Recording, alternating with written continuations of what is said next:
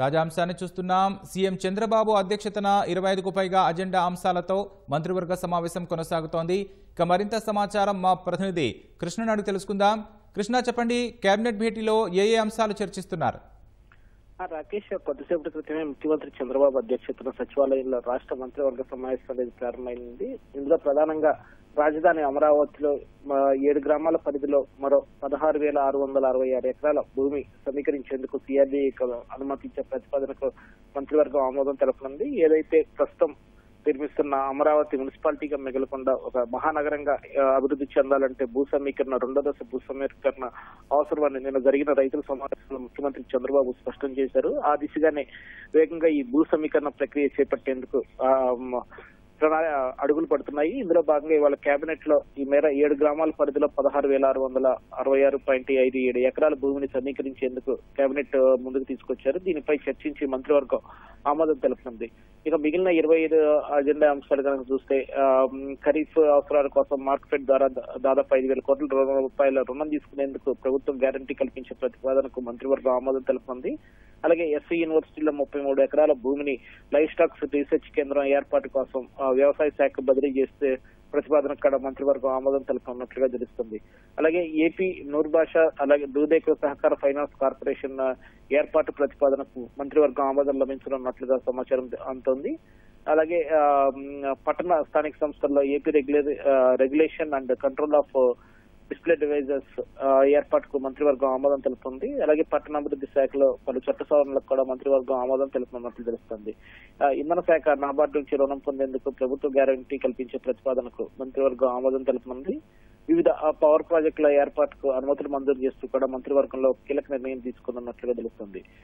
ఎమెండెడ్ Bharat net programme ABP రాష్ట్రంలో అమలు చేసేందుకు మంత్రివర్గం ఆమోదం తెలుపుతుంది. దీనికోసం ప్రత్యేక స్పెషల్ పర్పస్ వెహికల్ ఏర్పాటు చేయాలని చెప్పి కూడా మంత్రివర్గంలో ఈ మేర ప్రతిపాదనకు నిర్ణయం తీసుకునే అవకాశం ఉంది. అలాగే ఏపీ ఫుడ్ ప్రాసెసింగ్ సొసైటీలో డిప్యూటేషన్ మీద అలాగే ఒప్పంద పద్ధతిలో 16 పోస్టుల మంజూరు కూడా మంత్రివర్గం ఆమోదం లభించనున్నట్లు తెలుస్తుంది. అలాగే పంచాయతీరాజ్ చట్టంలోని పట్ల సవరణలకు కూడా మంత్రివర్గం ఆమోదం తెలుపుతుంది. పోలవరం ప్రాజెక్టు పరిధిలో 542.85 కోట్ల రూపాయల పనులకు పరిపాలన అనుమతులు మంజూరు చేస్తూ మంత్రివర్గంలో కీలక నిర్ణయం తీసుకున్నారు.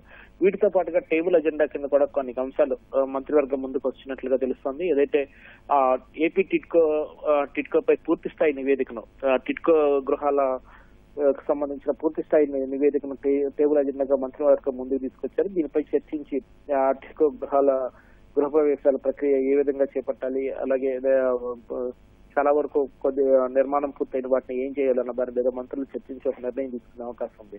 అలాగే మంగసముద్రం గ్రామం చిత్తూరు జిల్లాలో 2,77,00,000 రూపాయలతో 8 సెంట్ల భూమిని కేంద్రీయ విద్యాలయం ఏర్పాటు చేసేందుకు ఉచితంగా ఇవ్వాలని చెప్పి ఇక్కడ కేబినెట్ లో నిర్ణయం తీసుకున్నారు. ఈ స్థలంలో కేంద్రీయ విద్యాలయం నిర్మించే ప్రతిపాదనకు మంత్రివర్గం ఆమోదం తెలుపుతుంది. ఈ భూమిని ఉచితంగా ఇచ్చేందుకే మంత్రివర్గం ఆమోదం తెలిపినట్లుగా సమాచారం ఉంటుంది. రాకేష్, అంటే కృష్ణ, చెప్పండి, కొత్త జిల్లాలో రెవెన్యూ డివిజన్ల ఏర్పాటుపై మంత్రివర్గ సమావేశంలో చర్చించనున్నట్టు తెలుస్తోంది. వివరాలేంటి? కొత్తగా రాష్ట్రంలో 3 జిల్లాల ఏర్పాటు, అలాగే 5 రెవెన్యూ డివిజన్ల ఏర్పాటుకు సంబంధించి ఇప్పటికే ముఖ్యమంత్రి చంద్రబాబు అధ్యక్షతన జరిగిన భేటీలో నిర్ణయం తీసుకున్నారు. దీనికి సంబంధించి మంత్రివర్గ ఉపసంఘం సిఫార్సులకు సీఎం ఆమోద ముద్ర వేశారు. అయితే నిన్న దీనికి సంబంధించి ఈ కొత్తగా 3 జిల్లాల 5 రెవెన్యూ డివిజన్లకు సంబంధించి ప్రిలిమినరీ నోటిఫికేషన్ అనేది జారీ చేయడం జరిగింది. దీని నుంచి ప్రజల నుంచి అభిప్రాయాలు, సూచనలు, సలహాలు కూడా ప్రభుత్వం కోరింది. అంటే వాళ్ళ కేబినెట్ లో దీని మీద ప్రాథమికంగా చర్చిస్తారా అంటే ఆల్రెడీ ప్రజల నుంచి అభిప్రాయాలు కోరినందున పూర్తి స్థాయి అభిప్రాయాలు వచ్చాక దీని గురించి చర్చించాలా, లేకపోతే వేరే మంత్రుల్లో దీనిపై ఏమైనా భిన్నాభిప్రాయాలు ఉన్నాయా అనే ఒక అజెండా అంశాలలో భాగంగా కాకుండా టేబుల్ అజెండా కింద లేదా మంత్రివర్గ సమావేశం అయిపోయాక ముఖ్యమంత్రి ఏదైతే సహచర మంత్రులతో రాజకీయ అంశాలు మాట్లాడతారో ఆ సందర్భంగా దీనిపైన చర్చ జరిగే అవకాశం ఉంది.